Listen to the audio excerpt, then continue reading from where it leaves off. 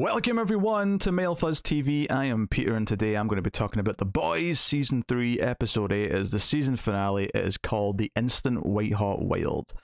So full spoilers for the episode and indeed the season as a whole because this is the end of Season 3. And it's a big showdown episode. Honestly, I found it pretty enjoyable. There was a lot of culmination of things. I say that a lot in this show because it does a good job of building up to things. I guess the only negative I'd really give it is that it didn't feel as big as Herogasm. So you could argue it maybe peaked slightly earlier in the season, but not by much. Like, I think all the characters coming together this episode and kind of some of their arcs finally paying off was pretty satisfying to see. I've seen some complaints about some certain character choices in this finale, and I don't really quite get them. Mainly, you know, everyone gets together. After the episode starts with Homelander going to Ryan and picking him up, and Ryan hearing some things. It kind of feels like he's being swayed by Homelander to his way of thinking. The idea that he's giving Ryan what Homelander himself has always wanted, right? And then him bringing out Ryan during the showdown with everyone. One of the complaints I've heard is that Billy choosing to sort of like stop the plan and sort of turn on Soldier Boy because he doesn't want Soldier Boy to go after Ryan because, you know, Ryan blasts him with heat vision when they're about to take out Homelander, and Soldier Boy then hits Ryan, knocking him into the wall, giving him a cut, so on and so on. And this is when Billy makes his choice. Like, this season clearly started off, you know, in the early episodes. One of the big moments in, I think it was episode 2 or 3, was Billy intentionally distancing himself from Ryan, thinking he wasn't good enough for him, thinking that he would be a bad influence, and trying to, like, no, I can't do what I need to do. I can't be the asshole that I need to be if I'm with him. So I have to push him away and go fight Homelander and go and pursue my revenge, so on and so on. The beauty of this is that it pays off in two fronts. One, by pushing him away, he's pushing him towards Homelander, who's going to accept Ryan and be an even worse influence than Butcher arguably could be. Something the end of the episode, of course, furthers along and teases for next season. But the idea as well that so much of what Butcher's character is in this show is finding his lines. This idea that he's a complete prick, right? He's a right C word, as to use his own phrasing.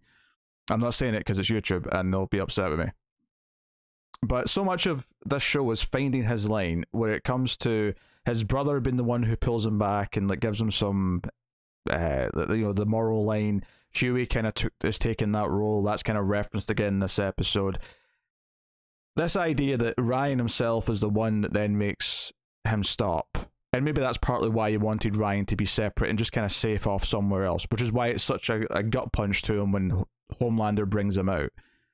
But this idea that he is like, no, killing Homelander is not worth the death of Ryan. It's not worth the death of Becca's child.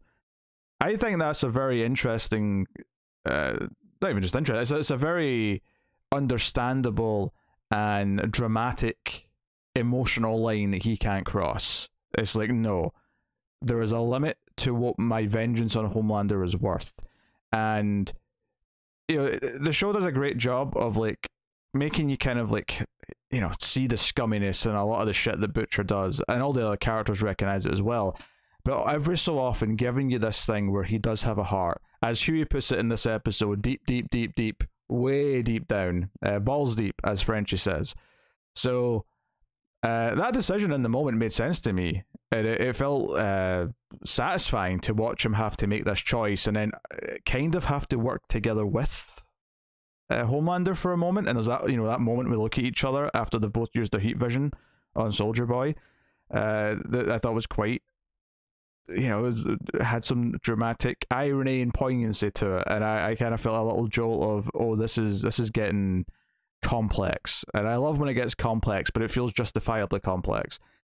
So I really dug that, and I think it made complete sense to me that this was the path that we're going down with this. And the idea that this just further drives Ryan to Homelander is also quite fascinating. You know, at the end of the sequence when they've dealt with Soldier Boy, and I'll talk about the rest of the fight, Ryan says to Homelander, when Homelander, he's been in the fight with Maeve and he's been stabbed in the ear, so he's actually like maybe a little injured more than usual, and he looks like he's ready to go nuclear and like just kill everyone in the room, probably starting with Billy. And Ryan says, "Dad, can we please go?" And he holds his hand. Now, obviously, this, along with the ending, which definitely implies that Ryan is going to be influenced by Homelander, he is going to get a taste for the admiration that he gets, and that he is above everyone else and powerful and so on and so on. That's definitely something we're going to play with in season 4, maybe even season 5 as well, if that's where we go with this. Because if we focus on Newman and what she's up to in season 4, I could see, like, obviously Homelander will still be a big part of season 4, but I could see the ultimate, like, we have to stop Homelander now being season 5 in a sense, assuming it ends there. I mean, I don't know how long it'll run, but if I was to map it out in my head right now, that feels like a likely scenario. But it did occur to me in that moment when Ryan says, "Daddy, can we please go? Let's go now," and he leads Homelander away. It did occur to me in the moment that the kid might actually be doing something heroic in his own way, which is that he knows that Homelander might kill everyone in the room, and he might actually be intervening intentionally and leading him away from the rest of the characters, and saying the idea that, like, much like Stillwell used to be, but in maybe a greater capacity, is he can actually in some way control Homelander to a point. I thought of it briefly in the scene, obviously the final scene of the episode, where he seems to be like, oh, maybe heat visioning people in the face and blowing their head up if they piss me off. Maybe that's a good way forward. So maybe this idea isn't going to like be there. Although I do suspect that a big part of Ryan's story is ultimately convincing him to be good and make the right choice eventually. Even if he does go down the dark path of Homelander for a while, and he is seduced by the power and the adulation and all the rest of it, it does make some sense to me that eventually the heart of the show might come around again, and we have the characters, mainly Billy, trying to like plead with them and like getting them to sort of, have empathy again and choose the right thing and do something heroic by the end. Possibly stopping Homelander in some way. No, not necessarily killing him, but stopping him in some other way. So, yeah, I thought that stuff was all good stuff. I actually loved the payoff as well. To like, there's a lot of like build up in the episode of like, will Soldier Boy actually try and kill Homelander, or will they hug and be this weird father-son? And then having Homelander, bring out Ryan as this is your grandson. There's 3 generations of us now. It was immensely satisfying for Soldier Boy's reaction to this being, oh, you're a pussy because you want all this, acceptance. You want me to make you feel better and like pander to you. This is what you're weak and pathetic because you want all this. And obviously Soldier Boy's a piece of shit, but he's also completely right in his description of Homelander. That is what Homelander is. It's what he's always has been, is he does want to be loved and accepted. And so having him being called out on this, and just like, the way he reacts to it, be going, I'm weak? What? Me? Oh. And then the ensuing fight, I thought was quite satisfying. So I really like that payoff, because it's, it's everything that Homelander's really been since day one, to be honest, but it's been heavily here this season. And this idea of, having the multiple generations, with Soldier Boy being the grandfather, Ryan being the grandson, and kind of the idea that, in some demented way, the idea that Homelander wants to give Ryan what he always wanted, there is kind of something, mixed in with all his shitty opinions and attitude, and his power, like abuse and all the rest of it. There is something kind of sweet in a demented way in the middle of all that. That if you strip away everything else about him, that just one little slither in the middle is actually an understandable, likable idea. It doesn't like, justify anything that he is or what he does or anything, far from it, but there's an understandable human thread in the middle of all of it, which makes him, again, a bit more complex, a bit more layered as a character. And that's part of what makes it all work, is that characters like Homelander, as far over the top as they are, and as much of as they're an allegory and everything's turned up to 11, there is a lot of truth to a lot of it as well.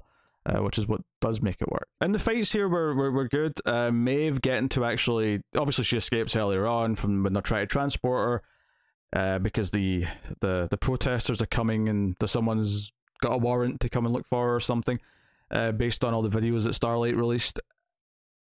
Her getting to stand up to Homelander and properly put up a real fight was again very satisfying to watch, because she's been so shackled and scared by Homelander the whole show.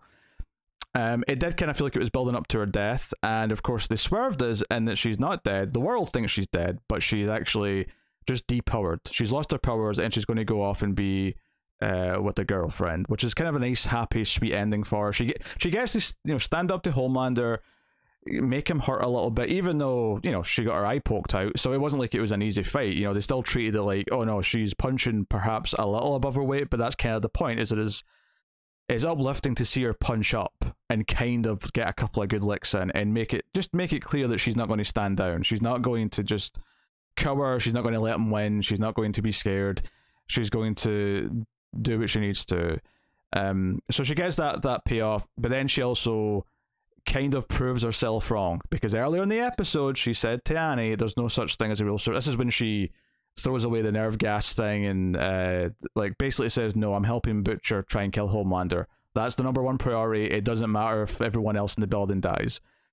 So that's obviously a little bit dark, but then she proves herself wrong by being a hero in the final moment. She realizes that Soldier Boy is about to pop, entire building is going to go, including these characters that she cares about, specifically Annie, who she kind of become friends with, and dives out to save herself or to save everyone else. And turns out she just loses her powers, which even leads to a cool little moment with Ashley, where she actually makes a human choice and decides to delete the evidence that she's still, that Maeve's still alive, and no, we'll keep that a secret. Homelander doesn't need to know that. He never does. And effectively lets her get away. I thought that was interesting, because I think both Ashley and A-Train, and that, because there's a scene with Homelander in the episode where it's right after he's killed Black Noir, and that's brutal, and he's petty, and he's like, I don't need you, you're not my family. He makes Ashley take off her wig.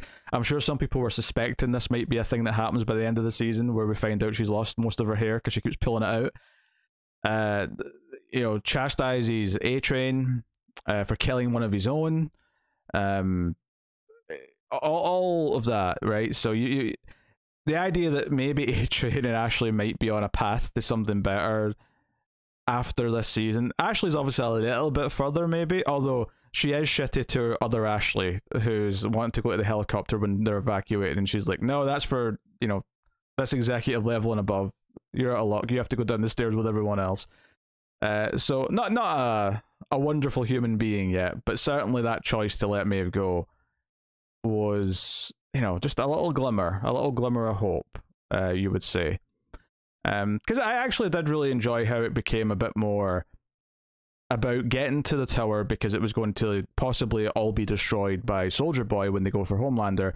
So the rest of the team were like, no, we have to stop this because it might kill everyone in there. And when Billy says, who cares, it's Vought, death to them all, Frenchie also gets to stick up for himself this episode, after he says, that's where Becca worked. She was innocent and she worked there. If there's 1,000 people in that building, hundreds of them, probably the majority of them, aren't evil. They're just doing a job. They got hired, they work in accounting or something. There's nothing wrong with them. They're innocent people. And he doesn't have a comeback for that, right? He can't really say much to it because he's right. I did laugh a lot actually at Frenchie saying, my pie hole will remain open. And then all of them, voting for Annie to be one of the boys at the end of the episode, also really sweet. So, I like the connections between the characters, and I think this finale does close off a lot of the arcs that were there this season. One that I have a slight nitpick with, even though I do like ultimately what it does, and I've liked most of it this season, is I do think Huey's decision, or not even decision, but Huey's acceptance that he's been a dick this season. Maybe I'm forgetting something from late last episode, but the way he just kind of opens up in the car and admits that he was wrong, Maybe it's just because Annie's told him, hey, the compound or the temp V is like lethal after a few doses, like, and Billy didn't tell you, blah blah blah. Of course, there's the sweet thing where Billy punched him to save him, effectively. You know, it's as Huey puts it, he saved him in the shittiest way possible, but he still saved him. And they're getting more overt as well. Huey even references his brother when he says he's trying to hold him back, or he's trying to stop him from doing what he's doing. They're getting more overt with like acknowledging that comparison. I think that's interesting that the characters themselves are bringing that up now. But I did think him admitting, yeah, I've been a dick, and you know, he tells a story about how his dad, and like this was a show of real strength when his dad was there for him and looked after him even after the mum left, and it was the worst years of his life, but he was still there and was a good father. And he's like, okay, that was real strength. I never quite understood it until now. I actually liked the story. I wasn't so sure exactly what prompted it in this moment. But the story itself is really good, and it was kind of, they reminded you earlier in the season of his father, because he had the you know, the FaceTime call or whatever it was back in episode 1. So again, a little bit of foreshadowing by bringing the father up again. In fact, they did that again this episode, because they reminded us when they lock all the characters in the safe in the vault back at the headquarters before they go off to the tower, Butcher turns off the electricity because he's like, oh, Starlight needs the electricity to fuel her power. I'd forgotten that, actually, because it's been so long since that's been brought up in any capacity. So that was a really nice reminder, because it serves into what happens later in the fight, where Soldier Boy's kind of winning and beating everyone up, and Huey is left with this choice, because he's picked up the Temp V and he's got it in his hand, and he's thinking, should I take this and go and help? Because this is a time where Starlight does kind of need help, right? She's losing this fight. Soldier Boy's probably about to kill her. But you have this great payoff to the season story with these two, where he chooses to help her and to save her, but he does it by enhancing her rather than taking power that doesn't belong to him for himself, right? You know, the analogy here being quite simply that by supporting the woman in his life, he makes her stronger, and she's able to get a bit of a victory, at least in the moment. Obviously, Soldier Boy's still quite tough. But, you know, he turns all the lights on. You know, the final fight ends up in the TV studio in the building, which, having worked a little bit in some TV studio settings, yeah, there's a lot of lights in there, and a lot of them are really strong lights. So Huey just turns all the light switches up, all the mixer switches up, just blasts the whole room out with light, and Starlight begins to levitate because she's taken in so much power. And sends it all to Soldier Boy. I thought it was a really good moment, because, you know, there's that old saying, you know, behind every great man there's a great woman, right? This is kind of a nice inverse in that, which is perfect for a story where we've been talking about toxic masculinity, that it can be the other way around, and him just supporting her is what saved the day. It wasn't him having to come in and be the hero himself that saved the day. So I thought that payoff, that part of it was great. Absolutely, I really like that moment in the show. I know I do hear a lot of people online complaining that Starlight's powers are too useless, and I'm not really sure what they're expecting from it. Really, you know, I don't think they ever promised that it was going to be something that was more useful than just blasts of energy ever. I've never had this problem. I've never felt, I feel like sometimes we're talking about superhero stuff, and I don't know if this is because there's just so much superhero stuff now that there's a lot of like nitty gritty debating of like who's more powerful and the usefulness of characters, but I don't really think of the superhero characters like their power levels. Like, obviously it's important in some levels, because obviously Homelander is so much more powerful than everyone, and that's what makes him dangerous, and that's important. But I've never necessarily worried too much if like we see certain characters doing a lot with their powers. Like, you know, it comes up when it's narratively relevant and when there's something to say or do with using the powers, by and large. You know, so I've never had that problem, but yeah, some people, I've noticed people complain about that, and I've never really felt all that much fussed by it. I've also seen people disappointed that we're teasing that Newman's going to be a big villain for next season, because it's revealed at the end that she is, you know, running for, or she's going to be vice president to Bobby, who's running, and that this is going to be her getting more power, and she's already being so corrupt and going up the rankings and all that stuff. And Butcher's like, yeah, that bitch has got to go. I think it makes sense to like, we've been building her now this season and last season, and now we have this this idea that she's going for political power to go alongside her actual superpower is again kind of like simple stuff in terms of the analogy, in terms of just using like this position in a political sense, because and this is for Homelander. Homelander does ask the Deep to kill the other guy who was going to be the VP to open this slot up, right? That's something that happens earlier in the episode. Which, by the way, the Deep's wife is now written a book called In Too Deep, and it's about her escaping, like she's escaped Scientology. That's definitely the vibe I was getting from that. So there you go. Which is funny because his book was already kind of about escaping a cult. So I guess we're kind of inceptioning this Scientology metaphor, but that's okay. The Deep's thing's always been more of like a darkly funny subplot. So that's the right level of attention to give it. Like I'm perfectly okay with that. So yeah, like I said, it was nice to see Frenchie stand up for himself. The team is sort of saying, no, we're a team. This is more of a democracy. It's not just Billy's show anymore. And Billy, is on a clock now, right? He passes out after the fight. Obviously he's hurt that Ryan has chosen to go with Homelander, but he wakes up and finds out that he's got probably about a year, maybe 18 months left to live at most, which sounds about right for a season or two, in terms of story. And he's not told anyone yet. I'm sure it'll come up eventually, but this idea that he might have to go on a run of redemption by the time he dies, maybe like, no, I have to get Ryan away from Homelander and sort of teach him something that sort of sets him up in life before I go. Like I could see that being the sort of thing he wants to do before, which is why I'm kind of thinking like, dealing with Newman is going to be the thing that's done by the end of the season. I don't want to say the main focus, because Homelander's obviously going to be a big focus. He always is.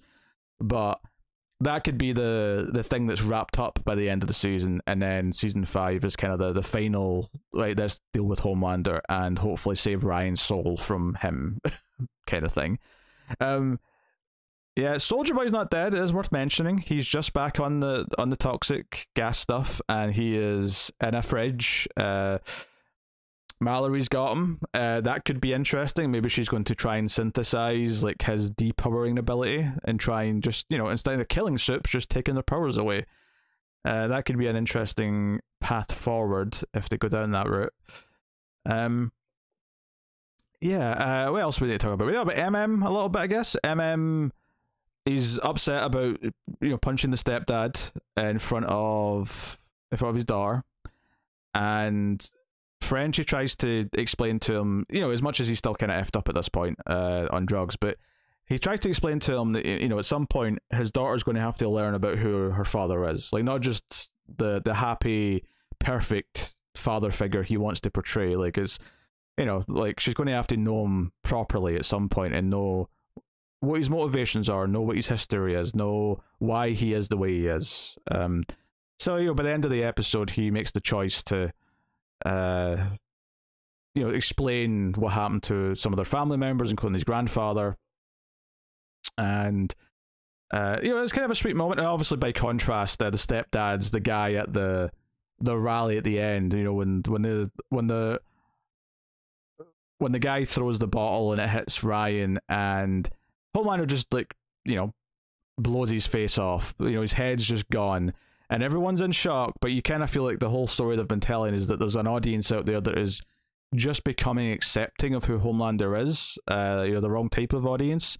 And obviously, it's split. There's a lot of people who are more, pro Starlight and everything else, but this audience here starts here. It's the stepdad. It's the stepdad who actually makes the first, yeah sound, and that's what makes Homelander and indeed Ryan smile before the end. But I think it was important for MM's story here, this idea that it's like, okay, my daughter's getting a little bit older. She has to sort of start to learn who I am beyond just, the perfect father that he's trying to portray, and understand like why he lost his temper, and understand where he's coming from, because ultimately that's always going to be inevitability. It's just a case of when do you actually start having those conversations.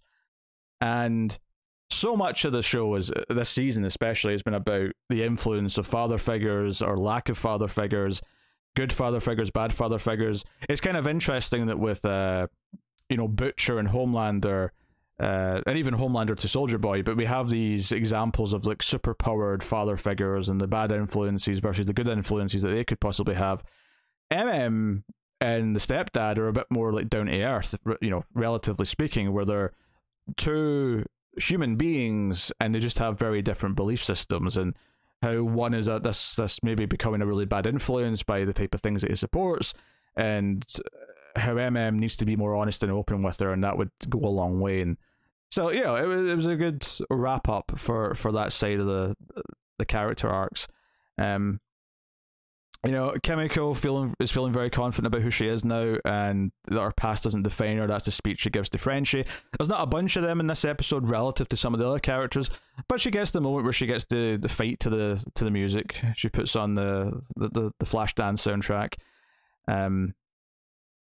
which it was short and it made sense given that she's been fantasizing about singing and dancing. She's kind of combining it with what she actually can do, and realizing this is who I am. Both things are who I am, and kind of putting them together. So I dug all that, and it makes sense that Soldier Boy went down to me. It really does. I don't know if some people maybe found that unsatisfying that he's already dealt with, but I kind of felt like it was natural. He can always get back up if there's a reason for it, like a good narrative reason for it, but it made sense to me. So I really like the show. I've seen some people think that this season's kind of filler, and I don't really know if I understand that in the grand scheme. If I think about what the story of the whole show is doing over time, it really feels like to me that it's playing a lot more with its themes this season. It's kind of taking a lot of the characters further, and set up this potential like problem that we have now of Ryan being the character who's influenced by Homelander and this toxic side of the world, and that's a growing problem, because by the time, let's say that is a season 5 thing, by the time they're really dealing with that, the actor who plays Ryan, he's already grown up a bit since season 2. It's going to be, by the time we get to season 5, if there is one, he's probably going to be like 18 or something like that, character wise. Maybe not. Maybe that's the problem with saying Butcher's only got 18 months left to live, is that everything has to be set in the next 18 months. But the actor will definitely be a few years older, if nothing else. But yeah, I had a good time. I really did. I think I would never say this show is the absolute best at anything. Like the way it deals with its characters, right? It's not necessarily up there with something like a Better Call Saul, but it's really solid, and it's much better than the vast majority of TV at doing character sort of builds and payoffs. It's good at reminding you of things that are relevant when they come up. There's a lot of good themes sort of bouncing around different plot lines that makes everything feel coherent. I said that repeatedly this season, how most of the episodes it felt like, even when everyone was off separate, that thematically it still formed a full episode, because all the plots felt like they tied in together in some way. If not in a literal plot sense, certainly thematically. I think it's a really well constructed show. And then what is unique to the show, though, and what nothing really does better than it right now, is just the sheer audacious satire and social and political commentary it does through this lens of extreme superheroes, or not even just superpowered people, I should say, because most of them aren't superheroes. But so much of the heart of the show is kind of back to, Maeve said, real heroes aren't real. There's no such thing. And right from season 1, the whole thing with Starlight is trying to prove that there can be. That heroes can exist. They just have to kind of step up and actually stay true to that idea. And I think that's kind of the ultimate heart of the show by the end, is that some people can be good. That's kind of what we're fighting for. But here's an examination of all the feelings, some literal in the sense that they're just directly, like, I talk a lot about how you represent the power someone has by giving them literal superpowers, but a lot of what Homelander and the other characters are going through this, this entitlement and toxic masculinity. All that stuff is very much real stuff that is just there, and that is, I think, been really well handled this season. I suppose before I go, I should probably also mention there's the other scene with A-Train with his brother, where his brother tells him to get out of the house. It was a well done scene, honestly. It was just kind of thing where his brother doesn't care, what the circumstances were. Like he's pretty sure that A-Train killed Blue Hawk. Took me a second. I think it was Blue Hawk. And he's like, "No, you're a murderer. I don't want you in my house with my children. Leave and never come back." And A-Train looks proper devastated by this. And I think this is before the scene with Homelander and Ashley. So I think you would hope that this really is the wake up call that he needs to move forward. And like I said, the apology to Huey, I think, was kind of a genuine first step to him becoming a more sympathetic character over time, because that really does go a long way. So obviously that was before he murdered Blue Hawk out of anger, so he still has things to work out. I'm not saying he's in the clear by any means, but yeah, so a lot of good stuff. But there you go. That's The Boys season finale. Really good season. I might prefer season 2 just a pinch.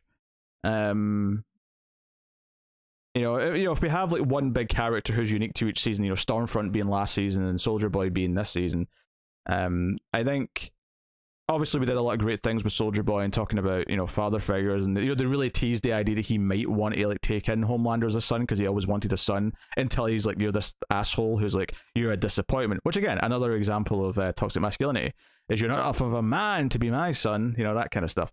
But all of this stuff with Stormfront and like her and Homelander's weird, evil, like sick relationship, and the threat of her and everyone like having to deal with that. I think season 2 is probably my favorite season out of the 3 for now, but I would probably put season 3 above season 1, I think. So yeah, that's where I'm landing on it just now. I'm glad there's a season 4. I'm looking forward to it. Clearly, it feels like there's a lot of creativity left in the tank for this. So good. I liked it. There's my review. Thank you very much for watching, everyone. I will see you guys soon for season 4. Obviously, I mentioned Better Call Saul earlier. That's just about to come back for its last 6 episodes. So I don't know if you're into that show. I reviewed that with Connor. We discussed that together still. We're just wrapping up the final episode of Star Trek Strange New Worlds as well. That's this weekend. Yeah, a lot going on right now. Unfortunately, not reviewing Westworld. Westworld's a show that nosedived in its 3rd season, and the first episode of season 4 was not enough to keep me around, so no reviews to that, sorry, I'm afraid. I would just be miserable, and it would just be really negative for the sake of negativity, I think, at this point. But I am looking forward to season 4 of The Boys. So that's just some other things you can check out TV-wise. Obviously, go over to Mail Fuzz Movies and check out the movie podcast over there. There's a dedicated horror movie one and a dedicated science fiction one, with possibly another one to come in a few months' time. But yes, I'll just let that tease linger in silence for a moment. But that is me, so thank you once again for watching or listening. I always appreciate it. You can support everything we do by hitting the super thanks button below the video on YouTube, or if you want to support us more long term, I guess. Not that you can cancel at a time, but if you want to go over to patreon.com/mailfuzztv, you can support us for as little as $1 per month over there. But that is us, so thank you once again for watching or listening. I always appreciate it. Keep watching TV. Have you got any vanilla?